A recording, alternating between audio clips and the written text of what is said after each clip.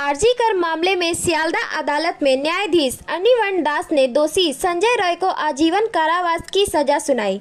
न्यायाधीश ने शनिवार को संजय रॉय को दोषी ठहराया। उन्हें भारतीय दंड संहिता की धारा 64 बलात्कार, 66 बलात्कार से मौत और 103 हत्या के तहत दोषी ठहराया। লড়াই চলবে। কি চাইছেন, যাবজ্জীবন নাকি মৃত্যুদণ্ড? কঠোর থেকে কঠোর শাস্তি, যেহেতু জজ যা ভালো মনে করবেন সেটাই দেবেন। জজের উপর আমাদের পূর্ণ আস্থা আছে এবং দেবেন সাজা। আমরা আশা করছি কঠোর শাস্তি দেবেন। এতদিন পর্যন্ত যে তথ্যটা সামনে আসেনি, আজকে সঞ্জয় হয়তো বলতে পারে, এরকম করে মনে হচ্ছে? মানে এমন কিছু আছে? এরকম মনে হচ্ছে না। সেদিন 104টা কোশ্চেন, মানে আমার অন্যান্য লয়াররা যেটা বললো, কোনো ক্রিমিনালকে 104টে কোশ্চেন করা হয় না, কিন্তু ওকে 104টে প্রশ্ন করেছেন, ও কোনোটাই নিজের কথা বলেনি। সঞ্জয় কি নিশ্চুপ ছিল সেদিন?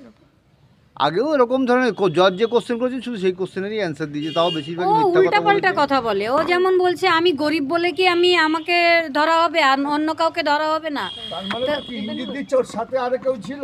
ইঙ্গিত দিলে ও তো বলছে না, প্রকাশ করছে না, ভয় পাচ্ছে।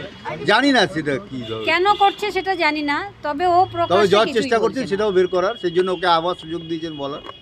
কোনো চাপ সৃষ্টি করা হচ্ছে কোনো বাইরে থেকে, আপনারা মনে করছেন সেটা হতে পারে? সেটা মনে করার বিষয় নেই, আমরা জানি না যেটা, সেটা নিয়ে মনে করবো কি করে। সঞ্জয়ের আচরণবিধি আমরা গতকাল থেকে যেটা খবর পাচ্ছি যে একটু তুলসীর মালা রয়েছে, তুলসী না রুদ্রাক্ষের মালা রয়েছে। এটা যে অপরাধ করে, যে খুন করে, সে তো কখনো স্বীকার করে না যে আমি খুন করেছি। তবে ও জানে কে ওকে পাঠিয়েছিল বা কে ওকে ডেকেছিল। কারণ আমার মেয়ে যেখানে ঘুমাচ্ছিল ভেতরে, হসপিটালের ভেতরে, সেখানে কেউ ইন্ধন দিয়ে ওকে না আনলে ও আসতে পারে না। মানে কিন্তু চক্রান্ত। কিন্তু ওকে যে কে এনেছে, কে ডেকেছে, শুধু এক বিনীত গোয়েল বা কোনো এক আইপিএস অফিসার এটাই বলছে। প্রকৃত সত্য কথা ও বলছে না। কে বলছে না? সঞ্জয় রায়।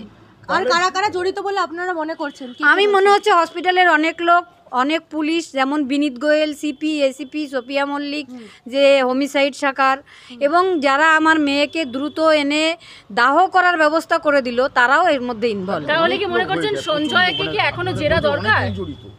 ও জেরা করলে অনেক জেরা ওকে জজ সাহেব করেছেন। 104টে কোশ্চেন আমাদের সামনেই ওকে করা হয়েছিল।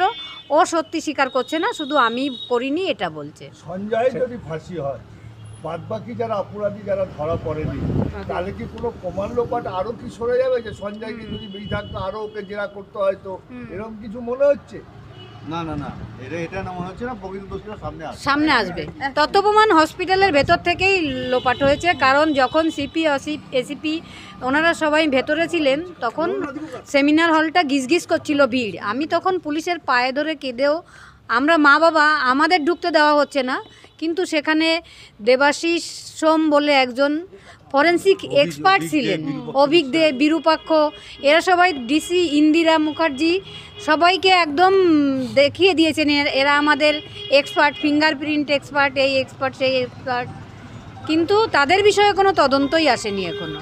তাহলে যদি আজকে সঞ্জয়ের ফাঁসি ঘোষণা হয়, তাহলে কি মনে করছেন যে সবটা ধামাচাপা পড়ে যাবে? না, ধামাচাপা পড়তে দেব না।